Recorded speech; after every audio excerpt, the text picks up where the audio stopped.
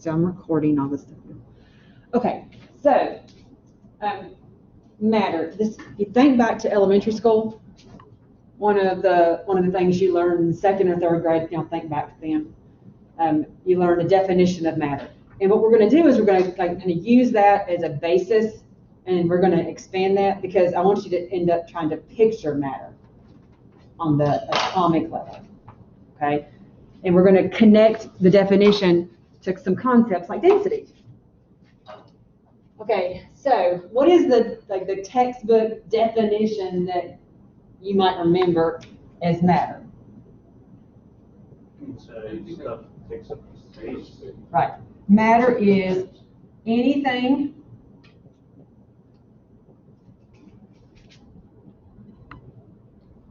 that has mass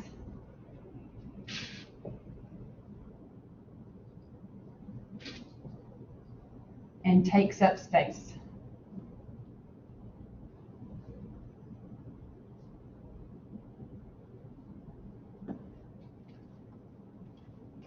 It's stuff.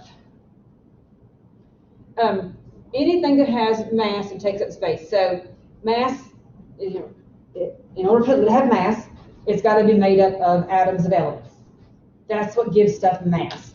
And so anything that is matter is going to have atoms of elements or ions of elements present in it. So that's the chemistry side. Take up space. There's a one-word term that means takes up space, and it starts with a V. Volume.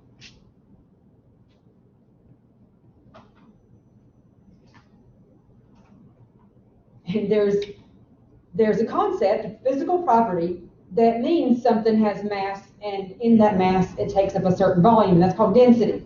So pretty much the definition of matter kind of also defines density, because matter has density because it weighs something and then takes up space. And so if you just think about the air you breathe, which is a little bit more difficult right now, okay, it's like, who would ever think that you would be so excited about breathing air? Just regular air, not like through a mask. So air, sometimes we don't think about it as actually being matter because you can't really see it, but if it gets windy, you can feel it.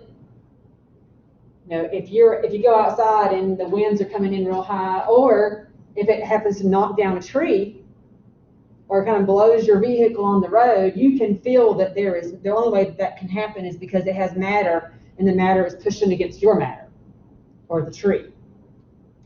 And so air, it has mass. And so the mass, though, is spread out in a larger volume.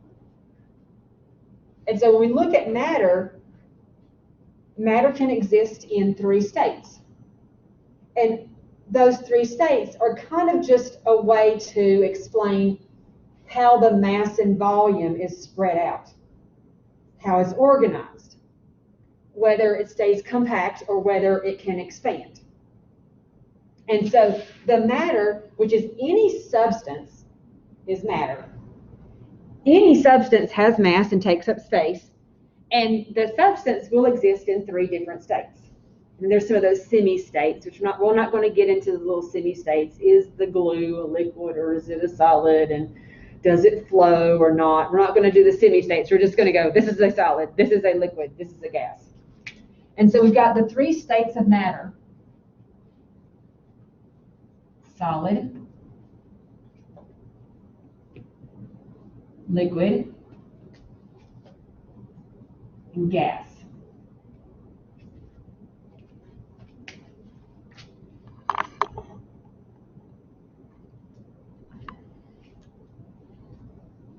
And so if you think about the definition of matter and how you can define what's going on with matter in each state, then for a solid, you have this fixed mass, and the mass is kind of in position. It's kind of frozen. Solids are things that are frozen. And I don't want you to think of freezing as cold, because if you touch the wooden table that makes up the legs, it doesn't feel cold. It's a solid. So it's frozen. Anything that is hasn't melted is solid. So solid, it has a fixed shape.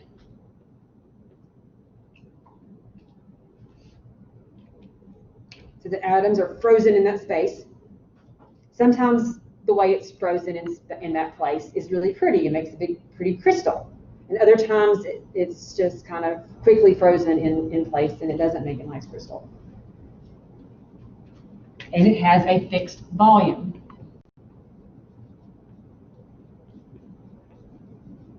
So it's not going to expand.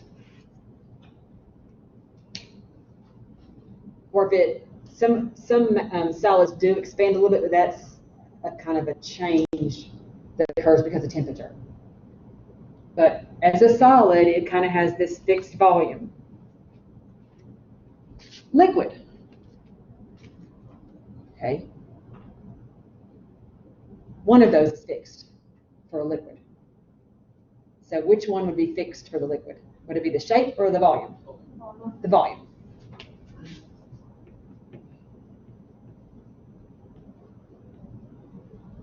Things are so much easier to understand if you can just picture something common and try to apply the words we're using. And so if you have a cup of water, then you have a certain amount. The amount is the mass and the volume. If you pour that cup of water onto the floor, do you still have the same volume? Yes. But what's changed? Shape, because liquids will flow. A liquid is a fluid, and fluids by definition they flow, or substances that will flow. And so they flow so they can change shape.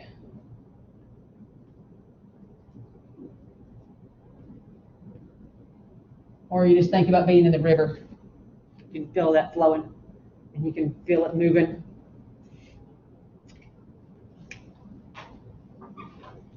Okay. And then we have gases. So for a liquid, the reason that things can flow is because the particles, the matter that's there, they are close enough together that there is an attraction that keeps them close by. But the attraction is not so strong that they can't just move along to the next particle. So with water, there's a strong attraction between water molecules. But that attraction, it can move from this water molecule to this one. And because they can move attractions between molecules, it can flow and change the shape. Solids, it's fixed, it's a bond. Or the forces between molecules are so strong that it can't just let go of that attraction and move on to the next one.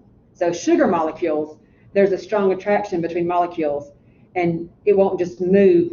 That one molecule can't just move and be attracted to another one. It takes heat. Okay, gases. Gases also flow. Gases are fluids. With the gas, the matter has almost no attraction for other pieces of matter. Every piece of matter is kind of on its own. And because it's on its own, it just bounces around. So you're being hit by nitrogen molecules, oxygen molecules, water molecules that are in vapor form, a little bit of carbon dioxide.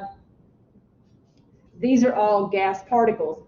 They are matter, they have mass, they take up space, but they're free to flow between other places. So they can hit the wall, they can hit you, they can hit each other, and they just bounce around. And so they can change shape.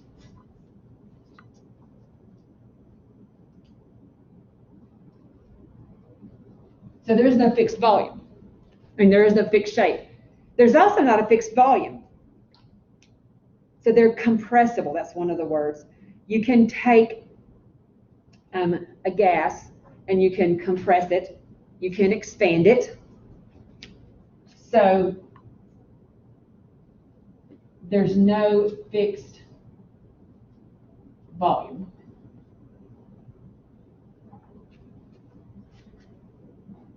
What that means is it can expand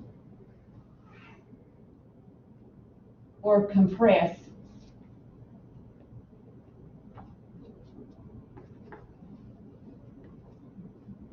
to fill a container.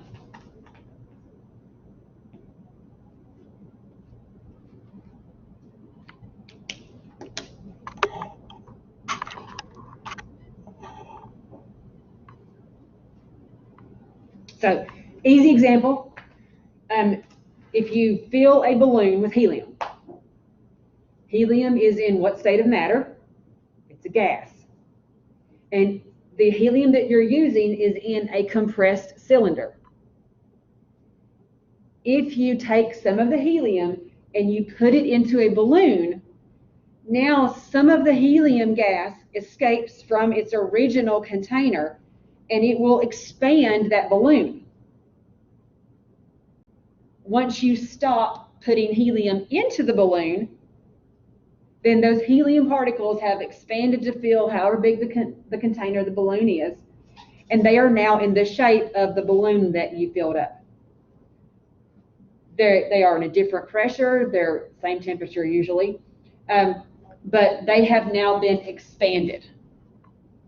Compressing something, the easiest example to compress is if you take a syringe, like a medicine syringe, not with a needle on it. So if you have a pet or a child that you've given medicine to, oftentimes you'll give it in a syringe.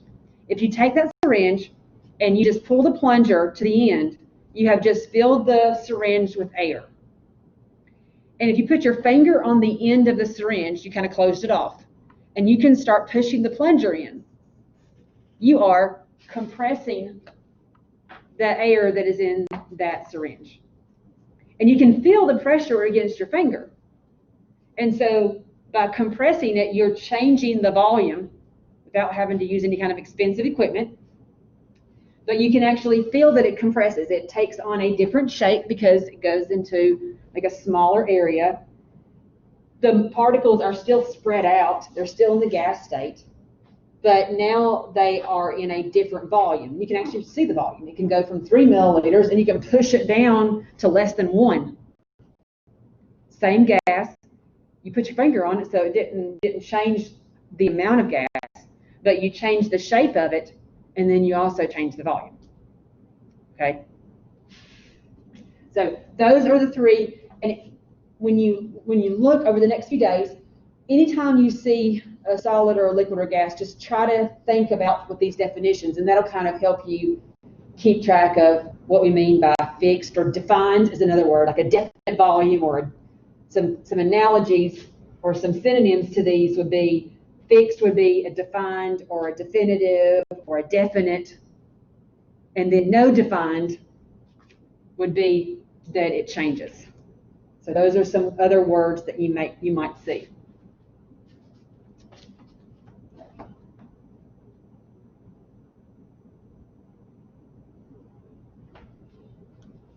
So definition, state of matter. Now the matter, what it's made of is the other kind of classification. And so there's a class, like when we talk about phases, we're talking about the state of matter.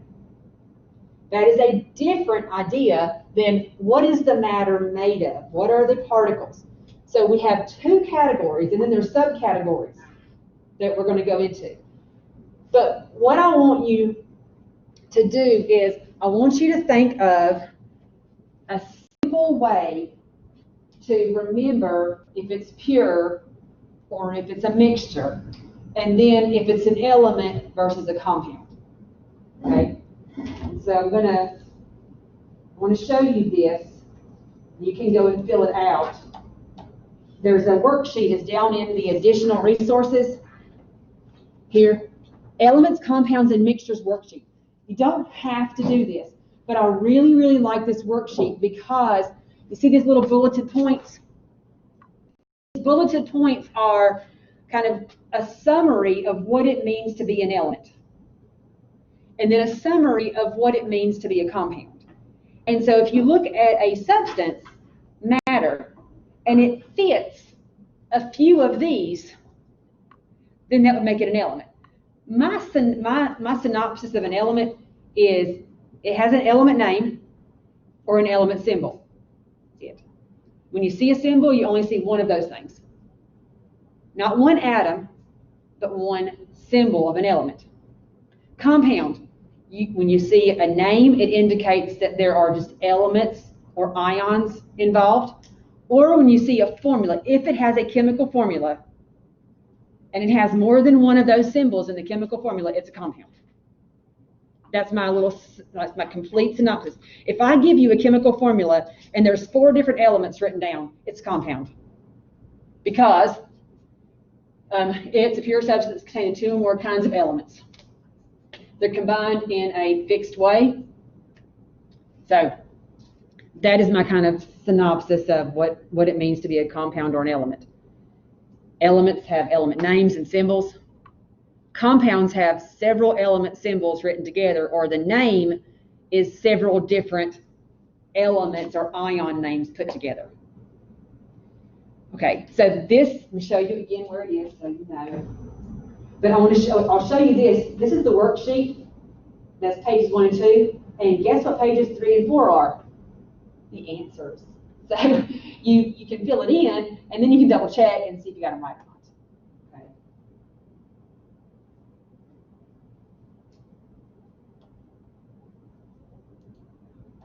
And that's down here under additional resources.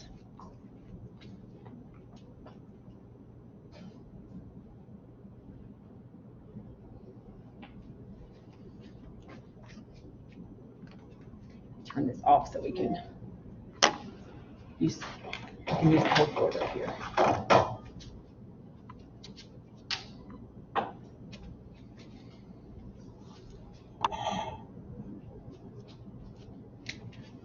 Okay, so matter, how it's classified, is going to be either a pure substance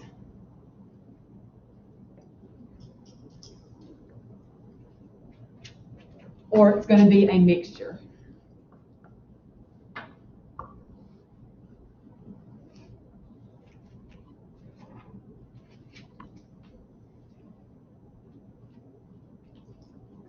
That's the classifications of matter. The pure substances are divided into things that are in the element form,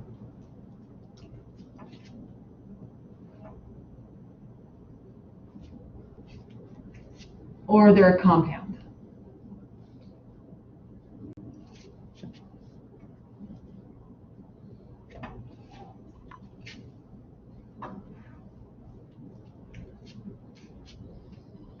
Okay. So I put element form because I don't want you to think if I see element symbols, a bunch of them, it must be an element. The element form of something is in the actual substance that exists. Everything in that substance is just one type of element. All the atoms are one type of element. Okay, so when we say pure substance in chemistry, we don't mean it comes from nature. I know that's what's often said, that this milk is pure and it's organic because it came from the cow. But is milk a pure substance? Is milk only one element or only one compound? No, because it has fat and it has protein and it has water. It has vitamins and minerals. If it has an ingredient list, it's a mixture. Okay? So if anything that has an ingredient list, so I want you, anytime we use some of the terms, we are going to use terms that you've heard before. They have a definite definition in this class that might not be what you think if you were just out listening to a commercial or talking about something in your life. Like we use the word significant. It means something different in this class than it does when you say my significant other. Okay, that's different. Okay, so element. All atoms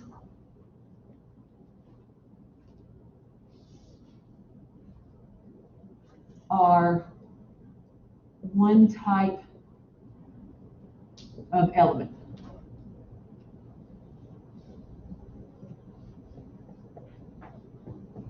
it would be an element. If you were given the name of it, it would be an element name. Or if you're given a formula, only one element symbol. Not one atom, but one symbol, one type of symbol.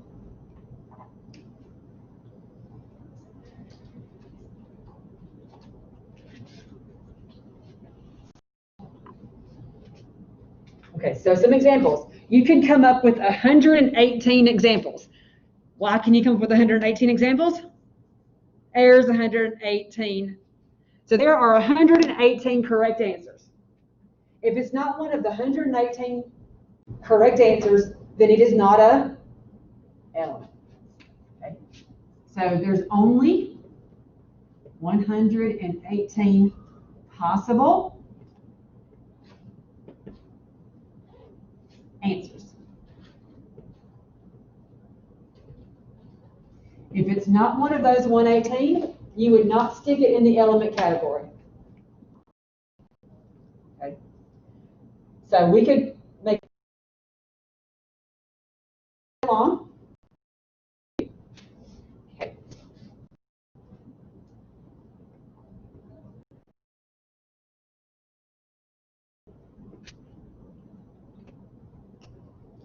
Okay, aluminum foil. That's the most common aluminum that you probably come in contact with. Aluminum foil, if you look at it, it only has one element. And I got the word aluminum here. The foil part is just a description of how the solid is organized. So foil is just when you have the metal and it's just pounded out into a sheet that you can rip easily. So aluminum foil. So again, the foil part is just like how that state of matter looks. Like I could put copper wire. So the wire, again, is just a description of what the copper looks like. It's not, it doesn't describe if copper is with anything else. Both of those would be examples of elements. Why? Because it's not a mixture. Aluminum is not a compound. Aluminum is one of the 118 possible answers. Okay.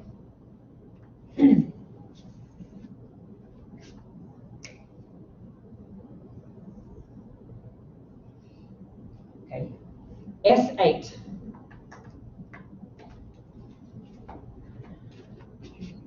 Okay. S8. How many different symbols are there? One. Does 8 mean there's 8 different elements? Now, whenever you see a symbol and a number beside of it as a subscript, it means you have this many of that element. And so that's how many atoms of that element. And so it only has one element symbol. So when I say element symbol, I'm not saying how many of the element symbol there are. Another element symbol would be another symbol beside of it. So that you see what I mean by that. So you don't think, well, maybe she meant this. No, you would only see one symbol, but there could be more than one in the formula. Oxygen that you breathe is O2. Ozone is O3. And so there's only 3 oxygens in ozone. There are 2 oxygens in the oxygen you want to breathe. Okay. Okay, so those are just some examples of things that are in their element form. Anybody have a question? So in that little worksheet that you could do for practice, you'll see some words and then you might see a symbol. And if the word is an element name or the symbol is an element, then you would say it was an element. For the homework that's in the online text, it was a list of here's something, here's something, here's something. If one of the words is an element name, you would say it's an element. Okay. Compound.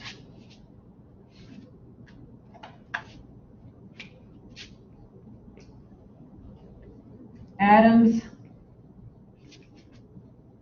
of 2 or more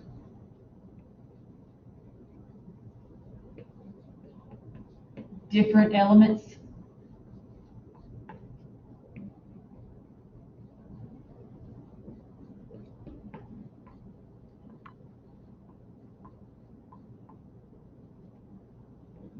And they are bonded together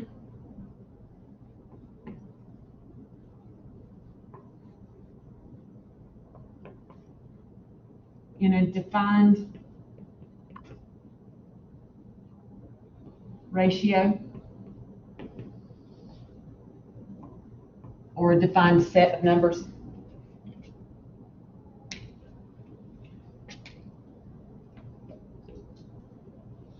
It would have a compound name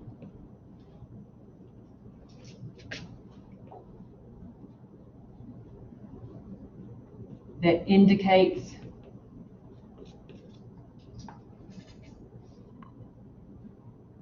two or more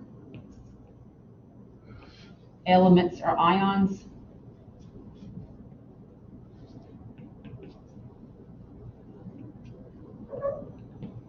It has a chemical formula.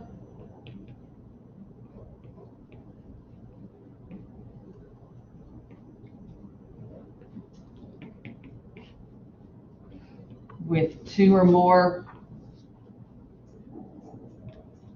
element symbols.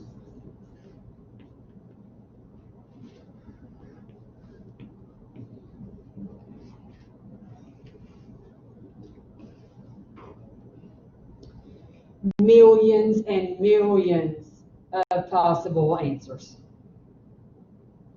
Okay.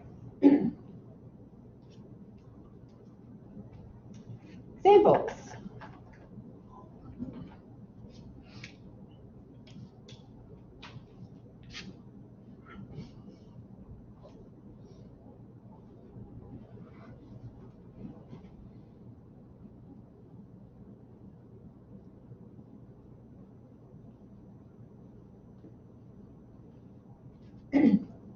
If it has a name, and the name, if you start to look at it, it looks like it's listing off some elements or ions.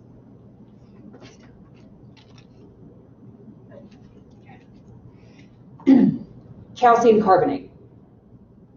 Just a guess, what possible elements do you think might be present? Calcium carbonate, and then also the carbonate means it has oxygen on the carbon. If it ends in ate or ite, it means this element is bonded to oxygen. So nitrate is nitrogen bonded to oxygen, and sulfate is sulfur and oxygen bonded together. So just given the name, it looks like there's at least two different elements, because calcium's an element and carbon's an element, and then ate, that comes on later. But ate and ite mean that element has oxygen bonded to it. So this thing has calcium, carbon, and oxygen. So it has atoms of two or more different elements, and they're bonded together in a ratio. You don't know the ratio yet because they don't have a formula. The formula would show you the ratio. The compound name indicates two or more elements or ions. That's what this is here. This sounds like a chemical.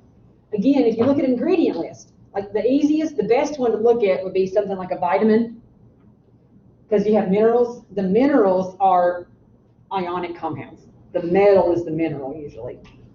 And so you look at it and it says ferrous sulfate or ferrous acetate. Ferrous is an old kind of way to say iron ions. And so the iron that is in that vitamin is the iron that you need for your hemoglobin. But you're not eating iron. It has to be iron in the compound. And so the acetate or the sulfate is the other thing. And it ends in ate, so that must mean it must have oxygen on it too. Calcium carbonate is what makes up stalactites and stalagmites in caverns. It also is what makes up chalk. And so if you have a piece of chalk, it's one of the at-home kits. So if you end up having to go home, which hopefully you won't, one of the experiments, I have people use chalk, grind it up. There you got some calcium carbonate, and you can do reactions with it because carbonates react real easily. Okay, so chalk is calcium carbonate. Or you might have a chemical formula that has 2 or more different symbols, and it can have a really, really long list of symbols. If you've ever looked at minerals and you wanted to see what the chemical makeup was, which if you have done that, then that's awesome. That's the kind of thing that I do. Some of the minerals have about 15 different symbols that make up that mineral. That's a compound, though. It's just a really complicated compound. And so you might have lots and lots of symbols, but it would have a chemical formula. And a chemical formula can be really short or it can be really long. So one of the compounds that we sometimes make in lab is called alum. And alum is not aluminum. Aluminum is just one of the symbols. But it's potassium, aluminum,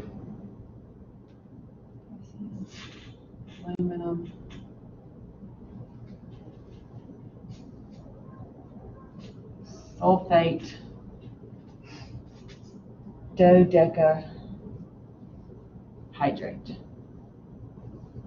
This actually is a compound. I probably have left off one of the ions in there. Potassium, aluminum, sulfate, dodecahydrate. Okay, this is a chemical formula. The water is part of the formula, is part of the compound.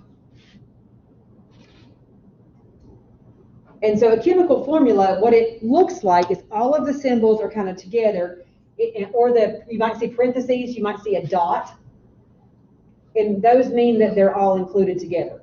This is a chemical formula. It is a compound. Okay? It's got a fixed ratio. It's got formulas. The formulas, you got 2 or more different elements that are in there.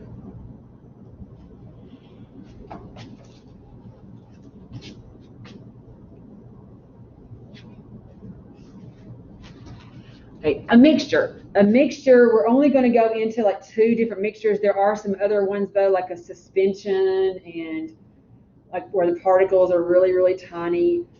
Milk is one that I would not ask you what kind of mixture it was because it kind of falls in this gray area because we have homogenized milk. Is that homogeneous? It doesn't. The 2 main categories that we look at, again, there are other ones, but we're just not going to go into the other categories right now. Mixtures,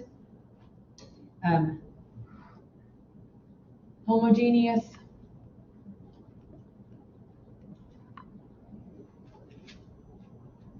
mixture, and a heterogeneous.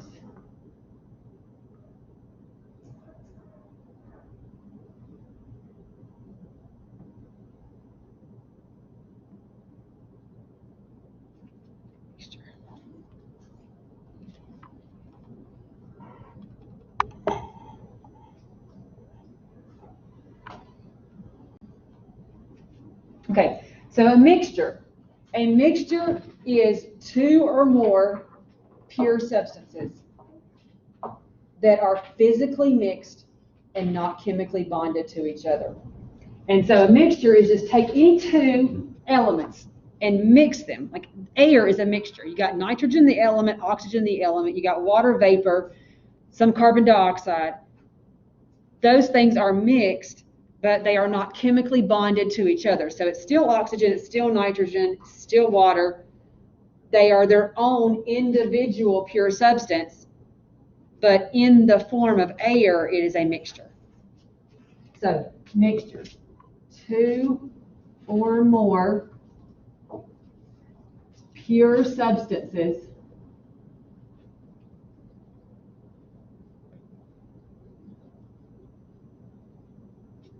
that are physically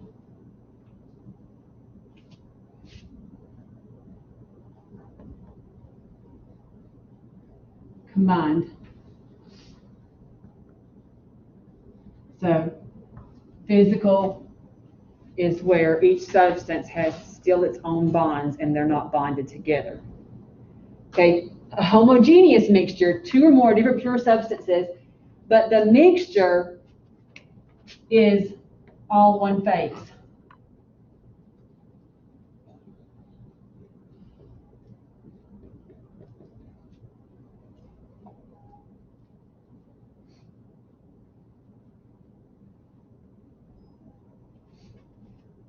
So you take the mixture definition and you add they all exist, all the pure substances exist in the same phase.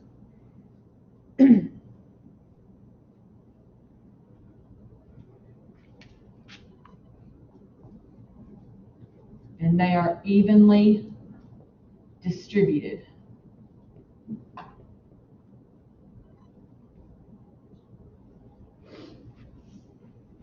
Heterogeneous.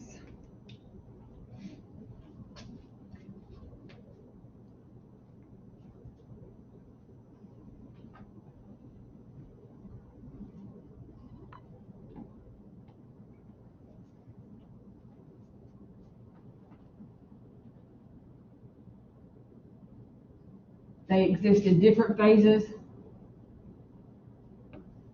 Uneven distribution.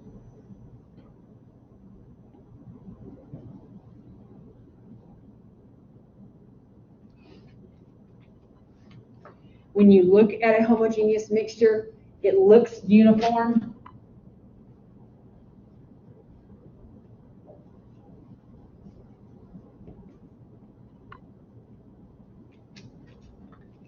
Heterogeneous looks non-uniform.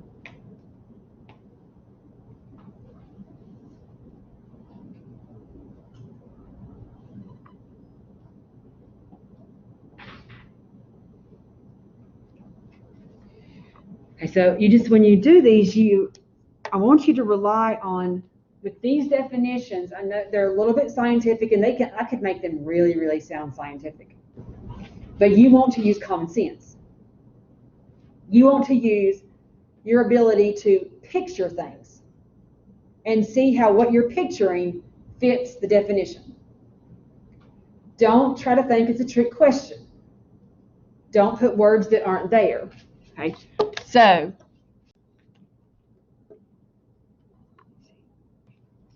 anybody know what this is? Granite. From Mount Airy. It's from the Mount Airy Granite Quarry. Okay, I got this several years ago, back when they let us visit.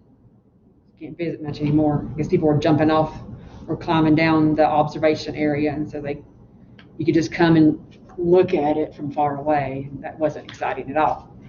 But I liked going there because in second semester we talk about bonds and solids and crystals and all kinds of stuff, and we got this huge area that we can go look at that is like the epitome of a solid network. Okay, so which one of these little bulleted points, first, do you think it's a mixture? Yes, it is. Now, I know it's in nature, it's natural, but remember, pure substance doesn't mean it comes from nature, because there's plenty of things in nature that are not pure. Most things in nature are mixtures. We are a big mixture. We're not one element. Okay, so what makes you think that this might be a mixture? But is it uniform? What do you see? Black and gray and almost white. And so this is where I say gray area, but it's actually gray. This is where you have to be very careful about what your definition is of uniform. Uniform would be the whole thing looks the same. That is uniform. This would be non-uniform, because you can see different phases. Now, phase doesn't mean you have some solid and liquid. It could be, but it doesn't have to be. So phases, you could have everything be a solid and it be a heterogeneous mixture. Because when you look at it, you can see that there are these dark black particles. They have to be a different substance than the darker gray. And those are different than the real light color. The real light color is silicon dioxide. And there's feldspar and there's other mineral names. That silicon dioxide is a chemical name, but feldspar is a mineral name.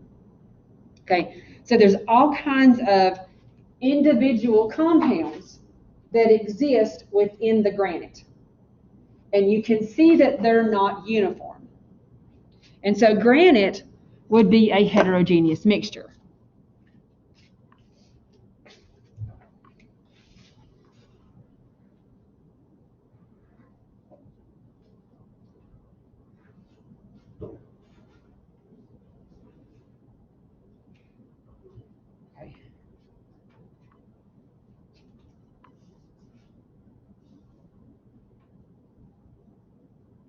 Uniform would be if you have a substance. What am I wearing today?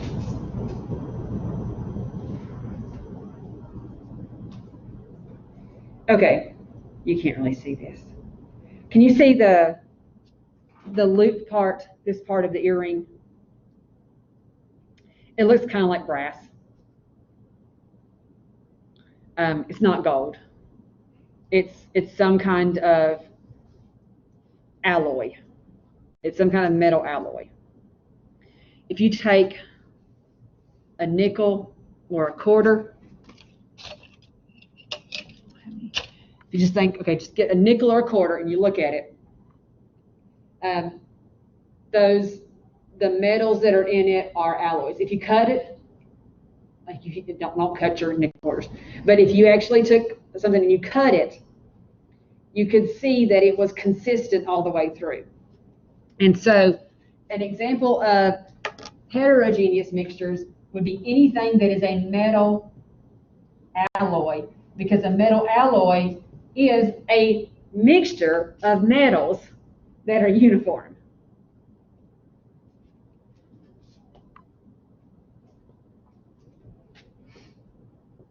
The only way that they can make alloys, though, is they melt the metals and then they cool them down. Because you can't take solid metal and just stir it up and have them be an alloy. You got to melt them down, make them be a liquid, let the atoms mix, and then when they freeze, then the metal atoms will form new metallic bonds with other metal atoms and it'll be uniform. So rose gold is now becoming a common metal alloy.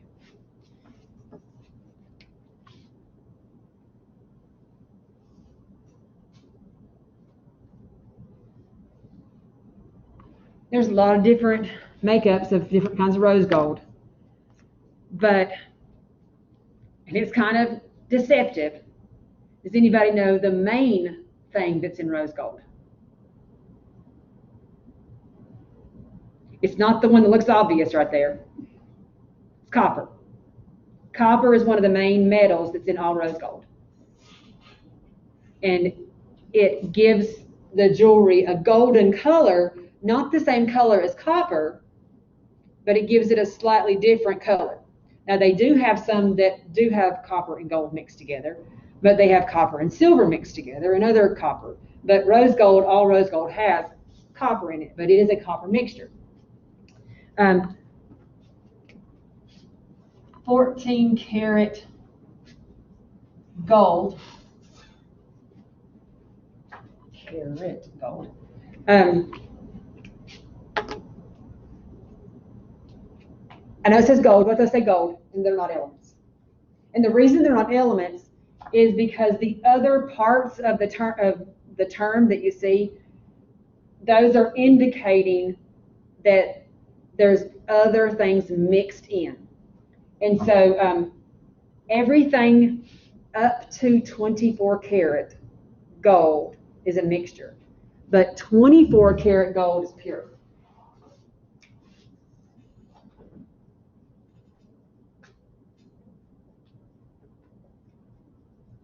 Okay, so if it's less than 24 karat, 18 karat is usually the highest you see.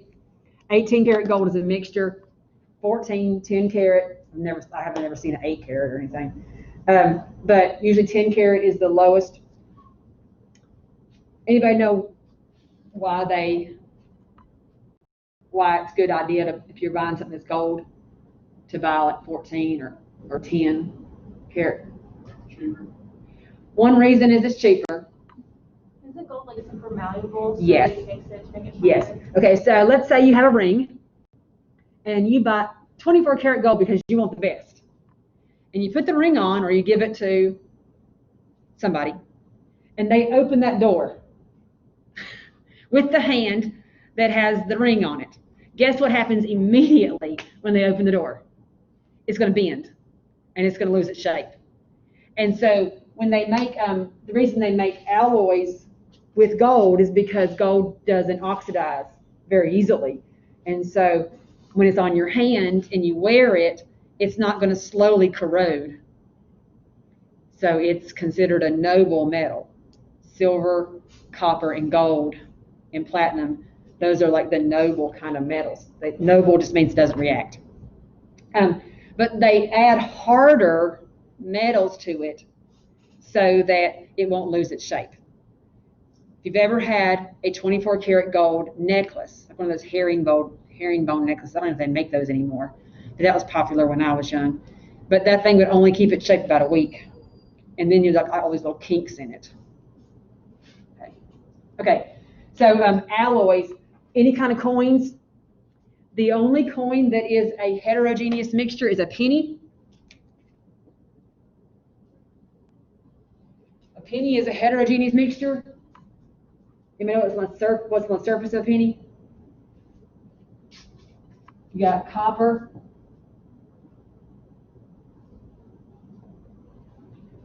And you have a zinc center. So if you cut a penny open, you will see that there is a really, really, really fine copper surface, and there's a silver colored metal in the middle, and that's zinc. So it's actually heterogeneous. Any kind of plated jewelry, if you get plated jewelry, the surface of it is a different substance than the center.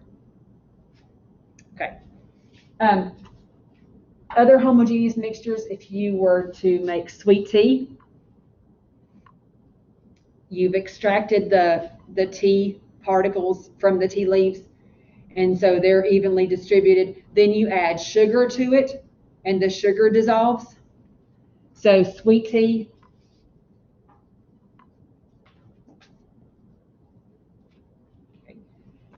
in the South, we don't just have sweet tea, we have iced sweet tea. Okay, what does iced mean, and why would I put it in the heterogeneous? If you had tea in front of you and it was iced tea, what do you have in it? Solid ice cubes. Okay, you got ice cubes, and you got tea. Now, if you let the stuff melt and stir it, it's going to move on over here. But you don't want to like take the words and then try to change states of matter. So if it says it's iced coffee or iced tea, I really mean it has ice in it. And that thing the ice is in a different phase. It's in the solid phase. Okay. Does that make sense? Yes. What would soap be? Soap.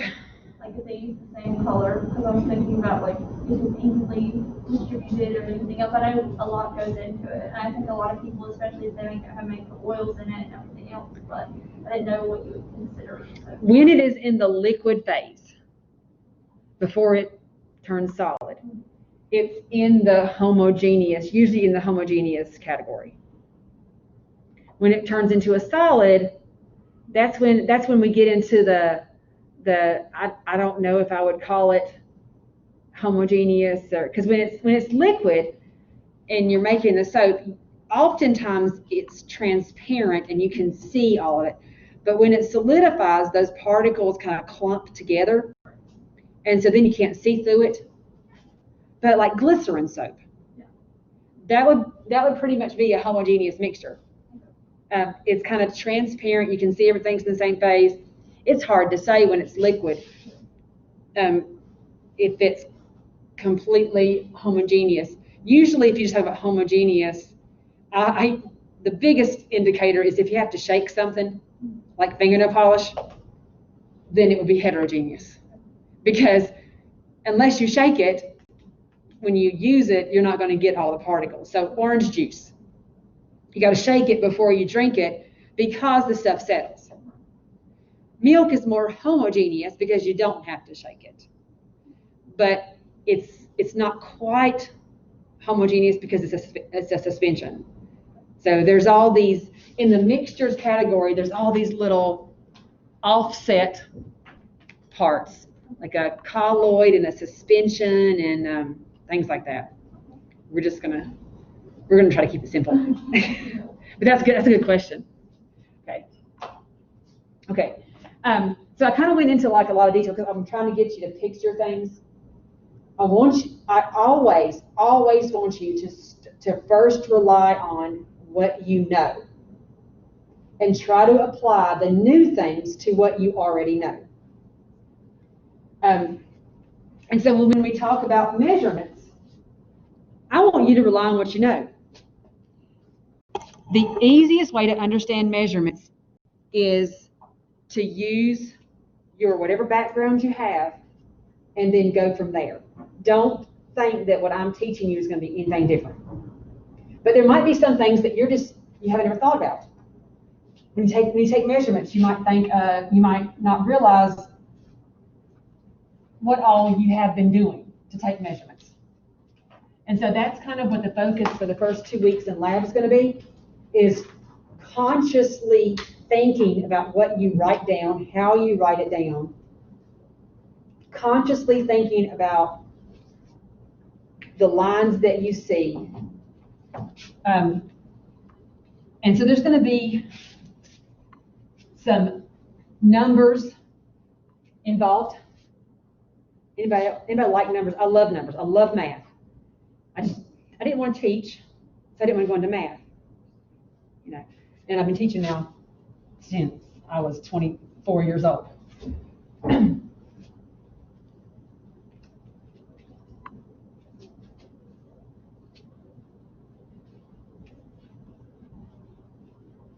Okay, so I want to talk a little bit about the measurements and some of the terms that we use, because just like what I talked about before, phases is solid, liquid, gas. Classifications is pure, element, compound, mixture. That little bit of the words there, if you think I'm talking about phases, but I'm really talking about classification, you're going to be answering the wrong question. So if I say copper and you're like solid, but I wanted its classification, the answer was element. Okay? So same thing when it comes to measurements. And so when you are looking at matter, we measure things, we write down descriptions, like for properties. And so when we quantify a property or we quantify matter, there's measurements that we take.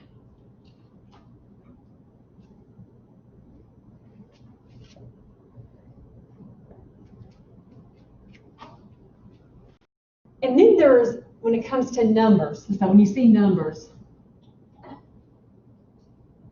there's numbers associated with measurements, and there's also numbers associated with things that are exact.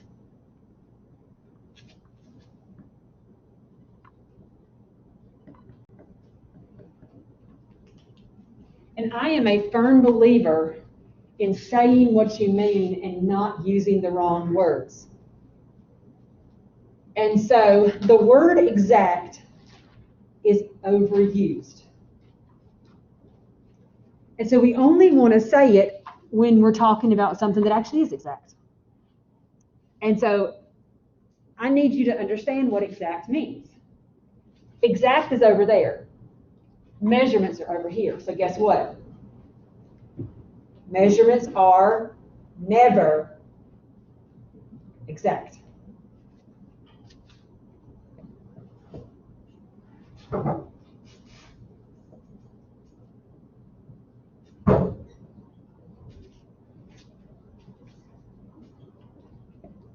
So if you're in lab and you measure a mass and you say, I got exactly 15 grams, what's wrong? What's wrong with that statement? You're never exact. I don't care how many zeros you stick on the end of that grams.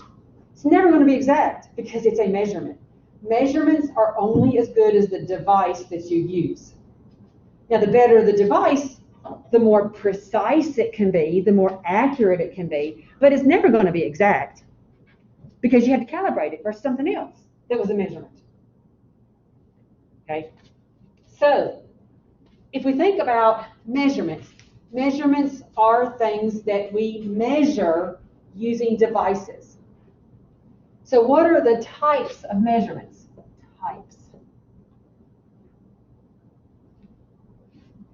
Types of measurements. What kinds of things can you measure? You can measure something's mass.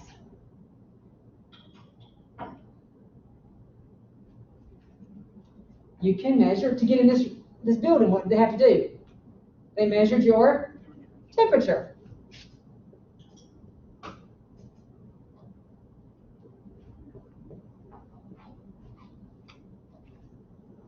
You can measure something's volume.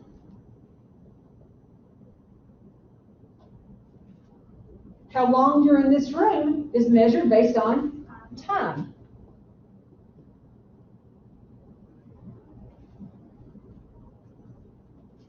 Gas is often measured based on pressure.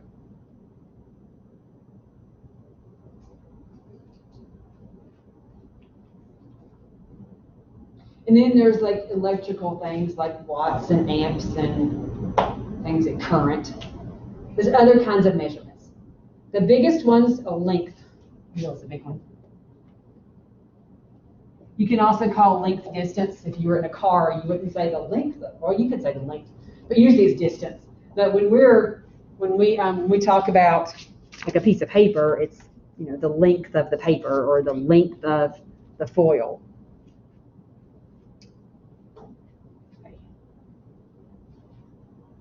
Anything that's a mass.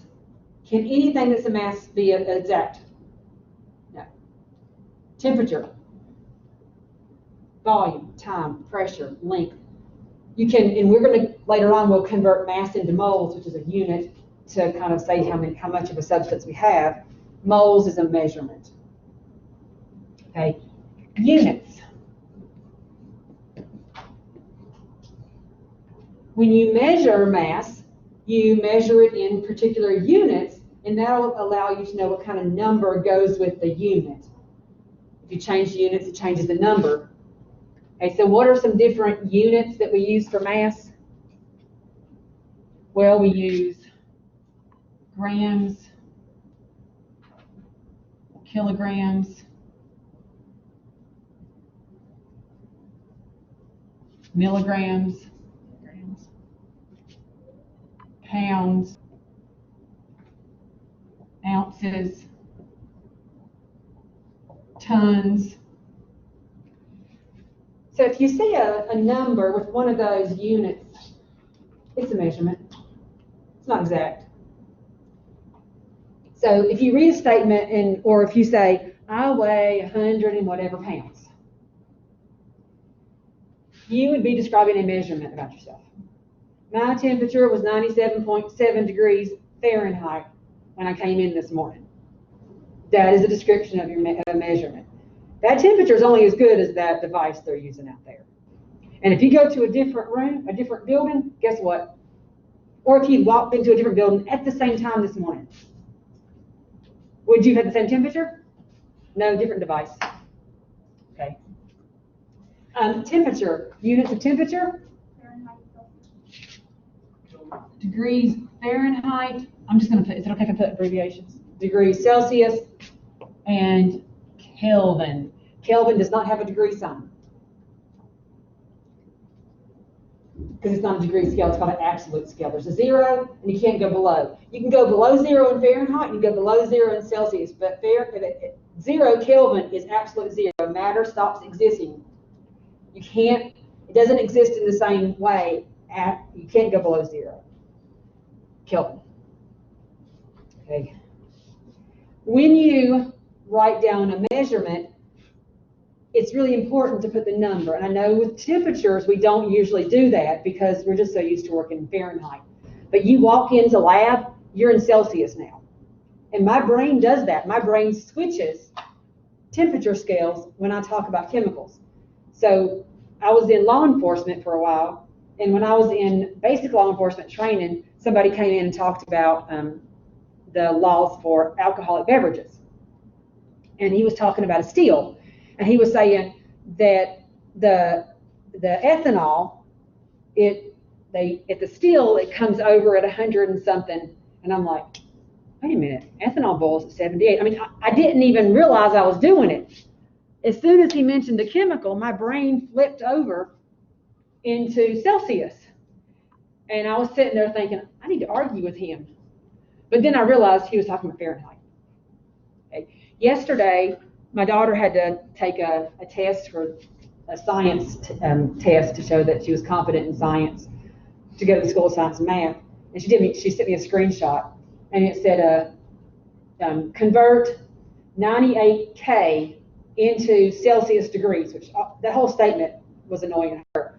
All the answers were this much Kelvin, this much Kelvin, this much Kelvin, this much Kelvin, negative 175. And there was no unit. So it said to go from Kelvin to Celsius. All the answer choices were in Kelvin, which wasn't converting anything. And then the correct answer, negative 175, was missing its unit. And I preached at her all last year when she was taking the class, you got to use your units. And so she was like, I didn't even put the unit there. It was the answer, but it actually wouldn't be correct because it didn't have the unit behind it. So when you write a number, if you just write a number and you don't put what it belongs to, it has no meaning. Okay. Volume, some volume units. Liters. See, we do fluid ounces. If we're in volume, we'll call it fluid ounces, because there are ounces for mass, and so those are just ounces. And fluid ounces, you would either write fluid ounces or I'd put FL and then OZ. I won't often go to fluid ounces though with y'all. Quarts is usually quarts is QT. Gallons.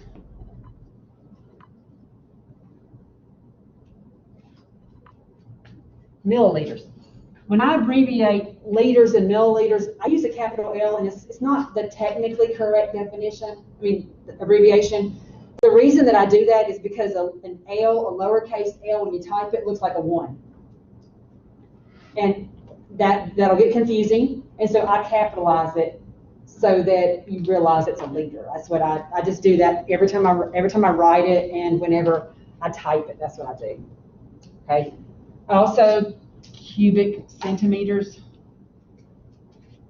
is a volume. Any length unit cubed is volume. So meters cubed, inches cubed, feet cubed, think geometry. Okay, time, seconds, we abbreviate S for seconds, minutes, MIN,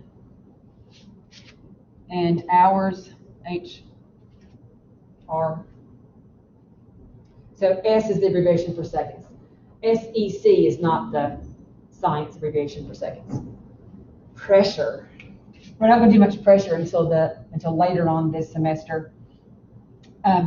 In chemistry, we use mmHg, which is millimeters of mercury. If you watch the weather, they'll give you inches. Inches of what? Mercury. So they say inches. Pressure, you don't measure pressure in inches, it's inches of mercury. On a barometer, gases, the way it's set up, there's a little pool of mercury, and the gas will push on it, and it'll cause the mercury to go up into an evacuated tube. So the more pressure, the more it pushes on the mercury, and it goes further up into the tube, and then the tube is measured in length that the mercury has gone up. And so MM is millimeters, and Hg is the abbreviation for mercury. And so it seems like a weird unit, but literally it's how far up the mercury has traveled in a tube. So that's pressure. Another unit that we use is called atmospheres. It's abbreviated ATM.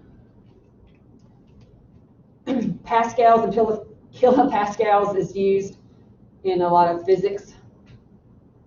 And then there's the other ones that are used in physics. Length, inches, feet, meters, centimeters, millimeters, miles. Miles is abbreviated MI.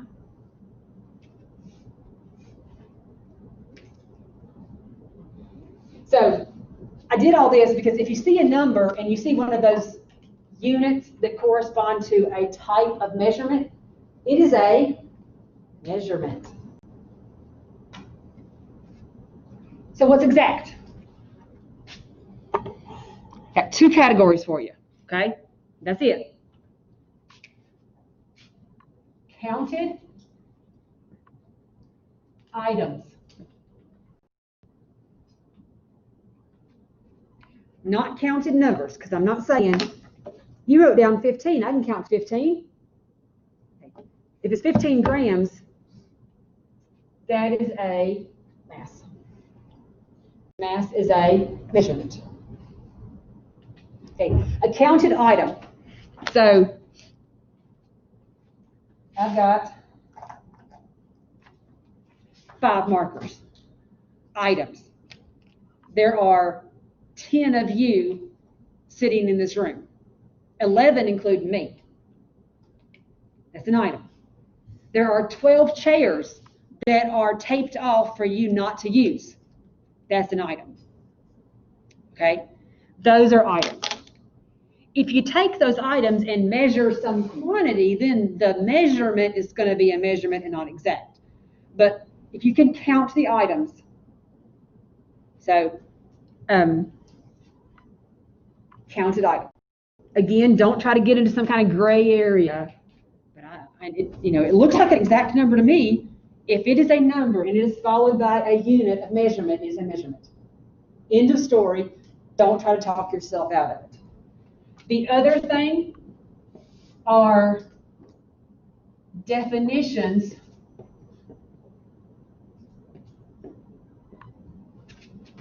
or equalities.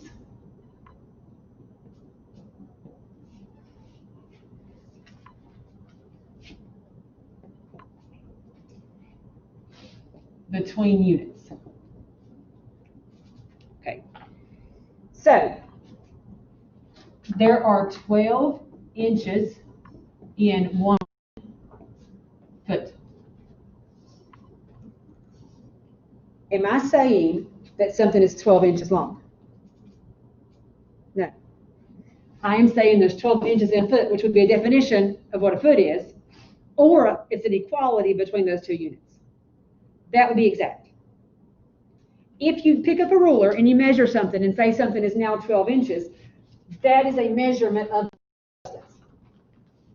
Okay? Okay. So what I want you to do, to kind of get you thinking about this, and you'll do some of this stuff in lab, but I want you to write down in your notes, I want you to write down all of the equalities that you know. I don't want you to look them up. I want you to think, I know there's this many seconds in a minute, and I know there's this many, any equality that you know.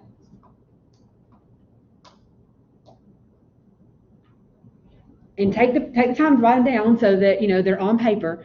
I'm going to give you a little sheet on Monday where you're going to write in some of those, and then we're going to talk about the other ones that you'll need. I always want you to use what you know, so I want you to start with what you know. And we're going to add to it so that we can actually convert between measurements, okay? The other thing is I want you to look through the other parts of the 2 study guides and fill in, like part of it's measurements, part of it was the rest of the states of matter, and practice the homework. And we'll go over any of the concepts we didn't quite get to, and we'll move on to the next part, which is measurements. In lab, you're going to be working on using devices to take measurements. So you're going to be over here. if you used one graduated cylinder, that's an exact thing. But when you use the graduated cylinder, the measurement is a measurement, okay?